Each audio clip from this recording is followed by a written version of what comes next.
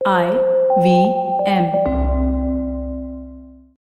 नमस्कार, इक्का दुक्का इकोनॉमी पॉडकास्ट के नए आयाम और नए एपिसोड पर आपका फिर से स्वागत है। दोस्त, पिछले एपिसोड पर हमने साइबर सिक्योरिटी की बात करी थी और जोड़ा था सोशल मीडिया और वेबसाइट पे जो आप अपने डिजिटल फुटप्रिंट छोड़ते हैं, अपना डेटा छोड़ते हैं, जो वॉमिट करते हैं, कैसे वो आपकी इकोनॉमी को अफेक्ट करता है, कैसे वो आपकी रोज़मर्रा की जेब को अफेक्ट कर सकता है और कैसे अगर आपका डेटा गलत हाथों में चला गया तो कैसे आपकी डेली की ज़िंदगी फाइनेंशियली अफेक्ट हो सकती है।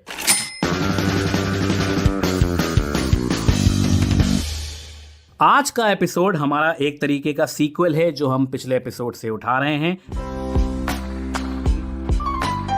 हमारे साथ फिर जुड़ रहे हैं doctor Pavan Duggal. For the uninitiated मैं बता दूं, doctor Pavan Duggal is an advocate in the Supreme Court of India. He is also the chairman of International Commission on Cyber Security Law. और डॉक्टर डुग्गल को एक्नॉलेज किया गया है as one of the top four cyber lawyers, one of the top 4 cyber lawyers around the world. Pavan Duggal साहब के बारे में आप इंटरनेट पे पढ़ सकते हैं। काफ़ी फेमस साइबर लॉयर हैं ये हिंदुस्तान के और काफ़ी सीनियर और प्रतिष्ठित हैं अपने क्षेत्र में। डुग्गल साहब, thank you again for joining us on इक्का दुक्का इकोनॉमी पॉडकास्ट। पिछले एपिसोड में हमने बात की थी सोशल मीडिया और वेबसाइट्स के एक्सेस पे। आज हम बात करेंगे वहाँ की जहाँ पे हम काम करते हैं, कॉर्पोरेट हैकिंग की। हिंदुस्तान में 90% से ज़्यादा कॉर्पोरेट्स के ऊपर साइबर अटैक्स जो होते हैं वो अंडर रिपोर्टेड होते हैं। पिछले साल का ही डेटा है, more than 35,000 cyber attacks were done across the country on the corporates. Not only the corporates, जैसे State Bank of India, Zomato, Paytm, Air India, इनके तो हमने नाम सुने हैं। इसके अलावा बहुत सारे public sector banks, private sector banks, यहाँ तक कि मिनिस्ट्री ऑफ होम अफेयर्स की भी वेबसाइट हैक हो चुकी है, उसको बाद में रिकवर किया गया था। इसके अलावा बहुत सारे इन्फ्लुएंसर्स का हमने देखा है, उनकी वेबसाइट हैक हो जाती हैं। कभी कभी प्रधानमंत्री मोदी की भी एक बार ट्विटर हैंडल हैक हो गया था। तो ये सब जितने पब्लिक फिगर और पब्लिक कॉर्पोरेशंस होती हैं, जो कॉर्पोरेट्स होते हैं, जिनके हैक होने से कई सारे लोग इन्फ्लुएंस हो सकते हैं।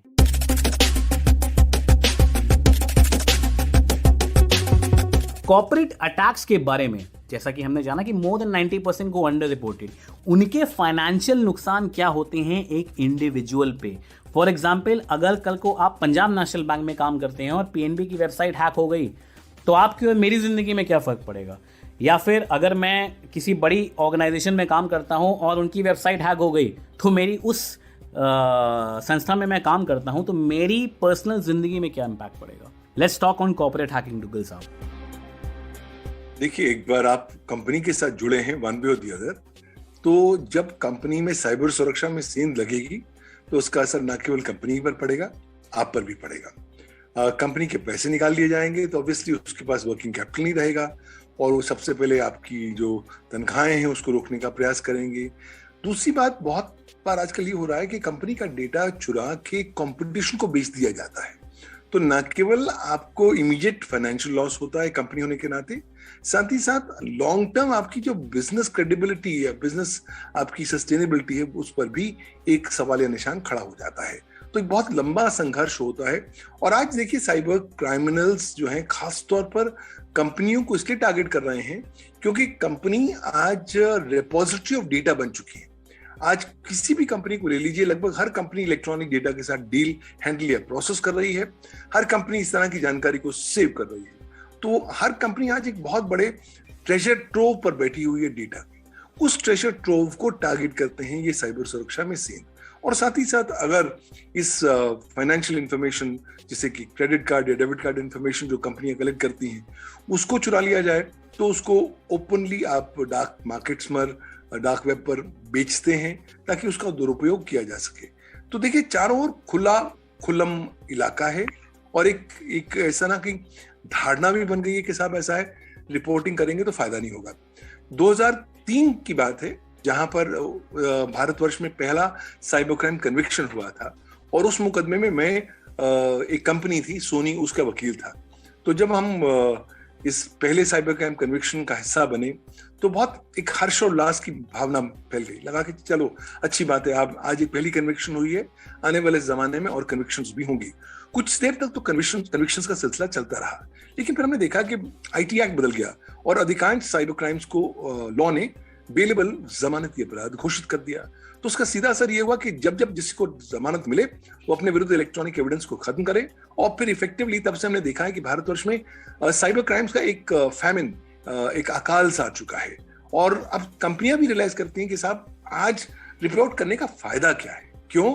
क्योंकि रिपोर्ट करेंगे तो सबसे ज्यादा हैरेसमेंट हमें खुद ही फेस करनी पड़ेगी, और क्योंकि हमारे यहाँ सिटीजन फ्रेंडली अप्रोच नहीं है लॉ एनफोर्समेंट एजेंसीज का। आज आप थाने पर जाते हैं रिपोर्ट करने, एक कंपनी होने के नाते या क्या भी, तो वो आपको इस नजरिए से देखते हैं कि साहब शायद सबसे गड़बड़ आपने करी है, तो आप विक्टिम कम और अक्यूज्ड की परिभाषा में ज्यादा दिखाई देने लग जाते हैं। तो कहीं ना कहीं लोगों को डर लगता है कि हमें पुलिस के हाथों में हैरेसमेंट फेस करनी पड़ेगी, इसलिए लोग रिपोर्ट नहीं करते। और आज तो अंडर रिपोर्टिंग का ये आलम हो गया है कि आपके जो एक्चुअल फिगर्स हैं उनका कोई ताल्लुक ग्राउंड रियलिटी के साथ नहीं है। कुछ साल पहले हम लोगों ने मेरी लॉ फर्म पवन दुग्गल एसोसिएट्स ने एक सर्वे किया था ये जानने के लिए कि साहब अंडर रिपोर्टिंग भारतवर्ष में कितनी है।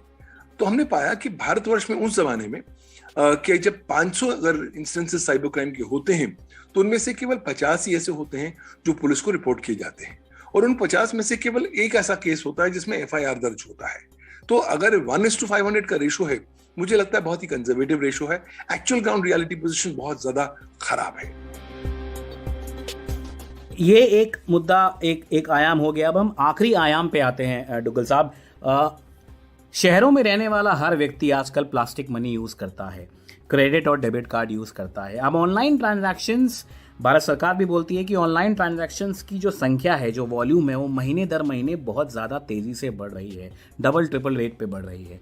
अब इस दौरान किस तरह के प्रिकॉशन हमको रखने चाहिए? फॉर एग्जांपल कोई एक ट्रैवल कंपनी जैसे मेक माई ट्रिप की वेबसाइट पे मैं जाता हूँ, और या फिर जोमेटो में मैं जाता हूँ, कहीं से भी कुछ मैं ऑर्डर करता हूँ, किसी ई कॉमर्स कंपनी पे मैं जाता हूँ, तो वहाँ पे उनका एक नोटिफिकेशन आता है that you can save your credit और debit card details according to RBI guidelines. अब ये एक कन्वीनियंस है जो हम अपनाते हैं कि भाई अगली बार अपने कार्ड डिटेल्स एंटर ना करने पड़े। हमको वहाँ पे कितना कारागार होता है कुछ चीज़ें वेबसाइट पे स्टोर करना क्रेडिट और डेबिट कार्ड से रिलेटेड, और कुछ ना सेव करना। ओटीपी कितना कारगर होता है, सीवीवी हमको सेव करना चाहिए कि नहीं, एटीएम का एक्सेस करते टाइम हमारे पास किस तरह की सावधानियां होनी चाहिए। प्लास्टिक मनी के संदर्भ में कई सारे साइबर अटैक्स सामने आए हैं पिछले कई सालों में, और हमेशा उन लोगों को टारगेट किया जाता है जिनको इस सब्जेक्ट की ज़्यादा अवेयरनेस नहीं होती है। तो उसको लेकर के किस तरह के प्रिकॉशन हमको अपने जहन में रखने चाहिए, specially when it comes to plastic money like credit and debit cards? बहुत ही महत्वपूर्ण सवाल आपका। आज का जीवन आप प्लास्टिक मनी के बगैर शायद जी नहीं सकते, लेकिन अगर आप प्लास्टिक मनी इस्तेमाल करते हैं तो कानून आपको कहता है आंखें और कान खुले रखें। किसी भी व्यक्ति पर, किसी वेबसाइट पर आप विश्वास ना करें। तो अगर आपको वेबसाइट बोलती है कि चलिए कन्वीनियंस के लिए आप हमारे यहाँ अपना credit card, debit card number या सीवीवी नंबर सेव कर लीजिए ताकि अगली बार आए तो आपका एक सीमलेस एक्सपीरियंस हो, आपको कुछ चीज भरने की आवश्यकता ना हो, तो उस जाल में मत फंसे। क्यों? आपको नहीं पता कि कंपनी क्या कदम उठा रही है साइबर सुरक्षा की ताकि आपके डेटा को सुरक्षित रख सके। जब आप अपना क्रेडिट कार्ड या डेबिट कार्ड डेटा कहीं भी डालते हैं तो आप सेंसिटिव पर्सनल डेटा के साथ डील कर रहे हैं। अब कंपनियों के ऊपर तो बहुत सारी हिदायतें होती हैं। फॉर एग्जांपल आईटी एक्ट और आईटी रूल्स 2021 स्पष्ट तौर पर कहते हैं कि कंपनियां रीजनेबल सिक्योरिटी प्रैक्टिसेस और प्रोसीजर्स अपनाएंगी जब वो आपका sensitive personal data deal, handle या प्रोसेस करेंगी।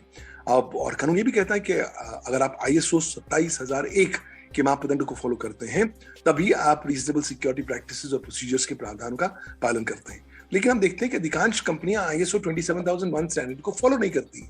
तो आप उनकी कथन पर विश्वास ना करें, चाहे 2 मिनट ज्यादा लग जाए, आपको दोबारा से अपना credit card, debit card number feed करना पड़े, वो ज्यादा सेफ है बनस्पत कि आप कहीं ना कहीं सेव कर लें और बाद में आप पाएं कि साहब उसका दुरुपयोग हो गया। क्योंकि एक बार दुरुपयोग हो गया तो किसी ने पैसे आपको वापस नहीं करने हैं और आपके लिए कई महीनों या सालों का संघर्ष बाकी है। तो कोशिश करें कि अपनी हेडेक जहां तक हो सके बचाएं। कोशिश ये भी करें कि जब आप कोई भी अगर आप ट्रांजैक्शंस करते हैं तो कुछ सावधानियां आपके अनुसार जो होनी चाहिए, एक उपभोक्ता, एक कंज्यूमर, इंडिविजुअल होने के नाते वो आपको जरूर फुलफिल करनी चाहिए। आज वो शेखी का, आज सुपीरियरिटी कॉम्प्लेक्स शो करने का जमाना चला गया है। वो जमाना चला गया कि चलिए ज्यादा से ज्यादा लिमिट लेते हैं उससे मेरा स्टेटस बढ़ेगा। मेरा तो ये कहना होता है कि अगर आप क्रेडिट कार्ड या डेबिट कार्ड ले रहे हैं, क्रेडिट कार्ड की लिमिट कम से कम रखिए। क्यों? कि अगर नुकसान होगा तो उसी लिमिट तक होगा, उससे ज्यादा नहीं होगा।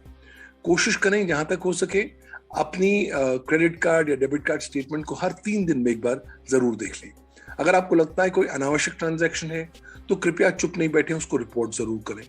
और आज आप घर बैठे हुए cybercrime.gov.in पर जाकर इसकी रिपोर्टिंग कर सकते हैं।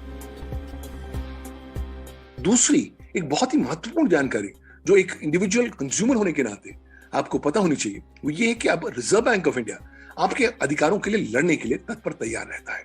अब रिजर्व बैंक ऑफ इंडिया ने एक नोटिफिकेशन निकाली है। वो नोटिफिकेशन कहती है कि साहब, अगर आपके बैंक अकाउंट या डेबिट कार्ड या क्रेडिट कार्ड में कोई अनावश्यक या अनऑथराइज्ड ट्रांजैक्शन होती है जिसका ताल्लुक आपके साथ नहीं है या जो आपकी नेग्लिजेंस या आपकी कंट्रीब्यूशन के साथ नहीं किया गया है, तो जितने पैसे आपने गंवाए हैं वो सारे पैसे आपके अकाउंट में वापस करने की जिम्मेवारी बैंक की है, प्रोवाइडेड अगर आप पहले 72 घंटों में लिखत में शिकायत करेंगे, ना केवल पुलिस अधिकारी को बल्कि साथ ही साथ उस कंसर्न बैंक को कि ये अनऑथराइज्ड ट्रांजैक्शन हुई है जो मैंने नहीं की है और मुझे कृपया पैसा वापस करें।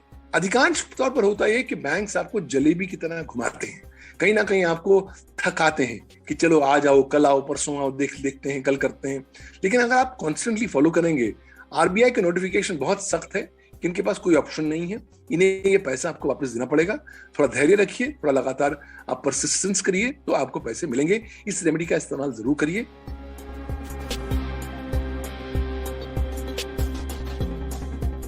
डुग्गल साहब, इकोनॉमी के हमने कई एपिसोड किए हैं। हमने fiscal deficit, GDP, war, oil prices, IPO, Russia Ukraine, बहुत सारी बातें करी हैं। पर मैं पिवट तो नहीं बोलूँगा, पर आमतौर पे साइबर सिक्योरिटी को इकोनॉमी और पर्सनल इकोनॉमी से डायरेक्टली कभी जोड़ा नहीं जाता है, और जोड़ा भी जाता है तो आमतौर पर इसको देखा नहीं जाता है। ये हमारी एक छोटी सी कोशिश थी कि हम अपने ऑडियंस को साइबर सिक्योरिटी की इम्पोर्टेंस और उसके इकोनॉमिक इम्प्लीकेशंस जो उनकी ज़िंदगी में हो सकते हैं उसके बारे में बताएं। बहुत बहुत शुक्रिया डुग्गल साहब आपके इन थॉट्स का। और जाते जाते आप हमारे ऑडियंस को प्लीज़ कोई लास्ट मैसेज जिसमें आप ये बोलना चाहते हैं, आप प्लीज़ हमारे ऑडियंस से बोलिए। इक्का दुक्का इकोनॉमी पॉडकास्ट को लाइक, शेयर और सब्सक्राइब करें।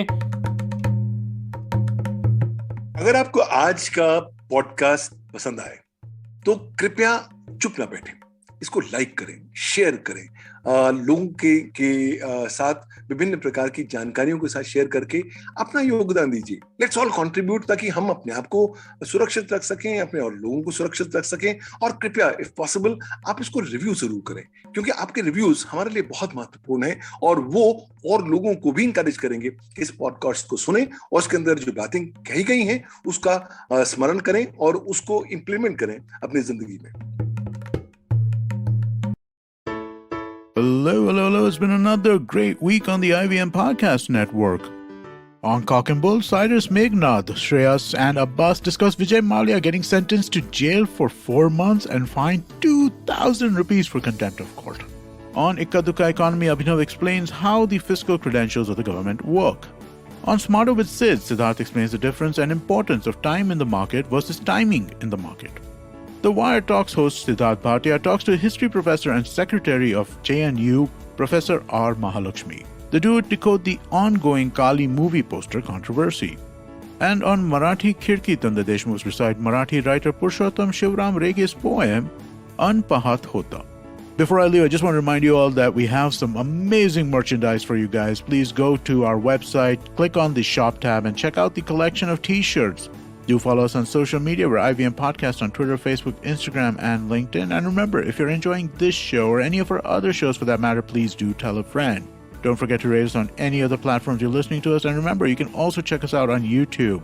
We're also doing a small listener survey which helps us understand who you all are, our listeners. And we'd really appreciate it if you could spare a few minutes to fill it out. It helps us build better shows for you. And finally, we'd like to thank our sponsors this week, Boat Lifestyle, Small Case, Capgemini, and Intel vPro. Thank you so much for making this possible. If you're a cricket fan, check out Edges and Sledges, India's favorite cricket podcast. The podcast focuses on Indian cricket, the IPL, and has a ton of banter both on and off the field. We talk about the week's biggest cricket stories with current and ex-international cricketers, coaches, or sometimes just between us. And it's hosted by me, DJ. Me, Varun. And me, Ashwin. New episodes release every week. You can catch us on the IVM Podcast's website, app, Or wherever you get your podcasts from. Check out the Edges and Sledges Cricket Podcast.